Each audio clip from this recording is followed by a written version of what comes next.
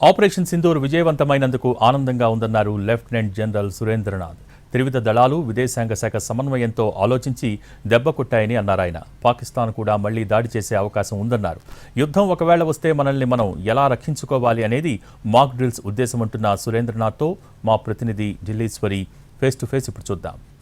ఉగ్రదాడుల నేపథ్యంలో భారతదేశం ఆపరేషన్ సింధూర్ పేరిట ఉగ్రదాడులను తిప్పికొట్టింది.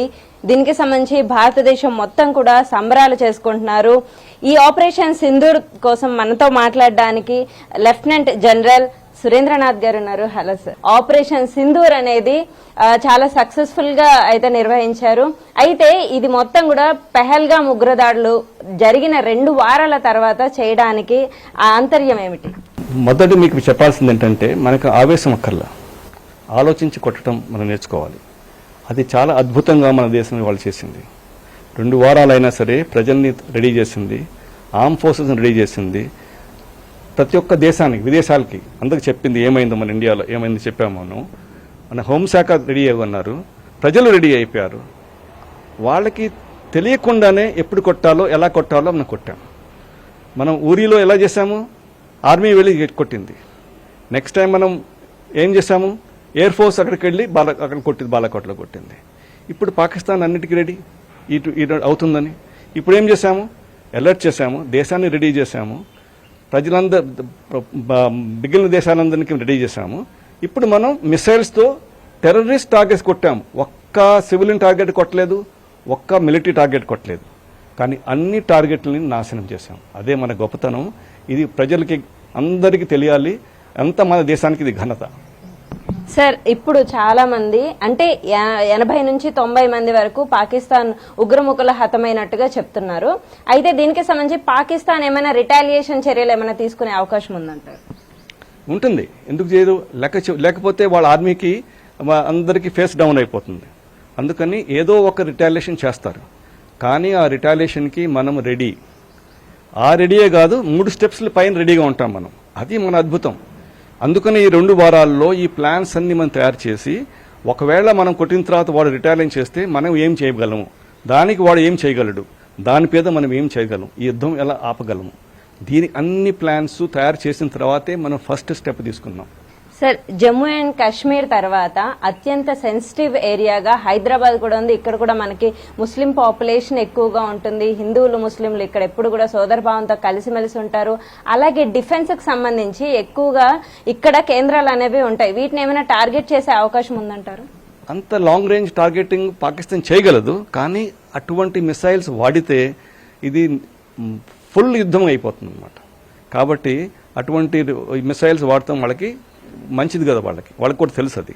ఇప్పుడు వాళ్ళు రిటాలియేట్ చేస్తే మనం ఎలా కొట్టాం అలా కొట్టడానికి ట్రై చేస్తారు, అలా యుద్ధాన్ని ఆపుతానికి. యుద్ధం రావటం ఇద్దరికి ఇష్టం లేదు, పాకిస్తాన్కి లేదు, మనకి లేదు. ఎందుకంటే యుద్ధం అంటే చాలా ఎకనామికల్లీ, మిలిటరీలీ మరి చాలా మనకు కష్టాలు వస్తాయి అన్నమాట. యుద్ధం వస్తే మనం వాళ్ళు కొట్టగలం, వాళ్ళకి తెలుసు. కాబట్టి వాళ్ళు యుద్ధం కోరుకోవట్లేదు. వాళ్ళు ఇటువంటి చిన్న చిన్న పనులు చేయడానికి కోరుకుంటున్నారు అన్నమాట. మనము వాళ్ళు హైదరాబాద్ కొడతారనేది ఉండొచ్చు, కానీ ఆ ప్లాన్లో అంత దూరం మిసైల్ కొడితే మన దోవలోనే మన మిసైల్ని కొట్టగలం. ఆ మిసైల్ని అది మా శక్తి మన దగ్గర ఉంది. కాబట్టి ఇంత దూరం కొట్టరు. బార్డర్ ఏరియాస్లోనే, పంజాబ్లోనో, కాశ్మీర్లోనో, రాజస్థాన్లోనో ఎక్కడో టార్గెట్లు చేస్తారన్నమాట. సార్, చాలా మంది కూడా యుద్ధం వచ్చే అవకాశం ఉంది అని అంటున్నారు. ఒకవేళ యుద్ధం వచ్చే అవకాశం ఉంటే ఇండియాలో న్యూక్లియర్ సంబంధించి నో ఫస్ట్ యూజ్ పాలసీని కూడా మన ఇండియా సైన్ చేసింది. దీనివల్ల ఇండియా ఏమైనా ఉపయోగించదు అని కూడా చాలా మంది అంటున్నారు. అలాంటిది ఏమైనా? ఇండియా ఎక్కడ సైన్ చేయలేదు. ఇండియా అందరికి చెప్పింది మేము న్యూక్లియర్ బాంబులు వాడము అని. ఎందుకు? దాంతో న్యూక్లియర్ అంత శాంతి ఉండాలని. కానీ యుద్ధం వస్తే పాకిస్తాన్ న్యూక్లియర్ బాంబు వాడితే మనం కూడా న్యూక్లియర్ బాంబు వాడచ్చు. మనం ఏం చెప్పలేదు, మనం ఏమనలేదు మేము పాకిస్తాన్ వాడమని. కానీ వాళ్ళు వాడితేనే వాడతామన్నాం. ఎందుకు? మన దగ్గర శక్తి ఉంది, వాళ్ళని న్యూక్లియర్ బాంబు లేకుండానే కొట్టడానికి శక్తి ఉంది. కాబట్టి న్యూక్లియర్ బాంబ్స్ మనకి ఓన్లీ ప్రికాషనరీ డిఫెన్సివ్ మెజర్స్ అని. సార్, దేశం అంతటా కూడా ఇప్పుడు మాక్ డ్రిల్స్ పేరు మీద మాక్ డ్రిల్స్ చేస్తున్నారు. అంటే మీరు చెప్తున్నారు యుద్ధం వచ్చే అవకాశం ఉండదు అని చెప్పి అంటున్నారు. బట్ మాక్ డ్రిల్స్ చేసిన దాంట్లో అర్థం ఏమిటి? ఎందుకంటే లాస్ట్ మాక్ డ్రిల్స్ అయింది 1971లో, ఎప్పుడు బంగ్లాదేశ్ యుద్ధంలో. అప్పుడు ఎన్ని జనరేషన్స్ పాస్ అయినాయి చూడండి, ఎంతమంది పుట్టారు తెలియదు. కాబట్టి మన దేశాన్ని రెడీగా చేసుకుంటానికి ఇది మంచి సమయము. ఒకవేళ మనం మాక్ డ్రిల్స్ చేసుకుని మనకు తెలుస్తుంది పాపులేషన్ పెరిగింది, ఇండస్ట్రీస్ పెరిగినాయి, మళ్ళీ అర్బన్ ఏరియాస్ పెరిగినాయి. ఇప్పుడు అన్ని డిఫెండ్ చేయాలంటే మనం ఎలా మనము ఒకవేళ బాంబు పడితే ఎలా మనం రెడీ అవ్వాలో ప్రజలకు తెలియాలి. అది తెలిస్తే మనకి మంచిది, ప్రజలందరినీ అప్రమత్తం చేయడం మంచిది. కాబట్టి ఈ మాక్ డ్రిల్ చేస్తున్నాం. ఒకవేళ రేపు యుద్ధం వచ్చిందనుకో ఇది అవసరం వస్తుంది. యుద్ధం రాకపోయినా మనకు తెలుస్తుంది, అరే మాక్ డ్రిల్ ఇలా ఉంటుంది, ఇలా చేయాలని. రెండింటికి మనకి లాభమేది. సార్, సింధు నదీ జలాలు, అలాగే బియాస్ నదీ జలాలు, చినాబ్ నదీ జలాలని వీటన్నిటిని కూడా గేట్లు అనేవి మూసివేస్తున్నారు అని చెప్తున్నారు. దీనిపైన పాకిస్తాన్కి ఏమైనా భారీగా ప్రభావం పడే అవకాశం ఉందా? మన సింధు నది జలం చినాబ్ మీద ఉన్న డ్యామ్స్ దే ఆర్ ఎలక్ట్రికల్ దీనికోసం అనమాట, ఎలక్ట్రిసిటీ ప్రొడక్షన్ కోసం, మన నీళ్ళ కోసం మనం ఆపి వాడటానికి కోసం కాదు. ఇప్పుడు ఎందుకు వాడుతున్నామంటే ఇదివరకైతే ఏం చేసేది, మనం దాన్ని కొంచెం రిపేర్ చేయాలంటే పాకిస్తాన్ పర్మిషన్ తీసుకోవాలి.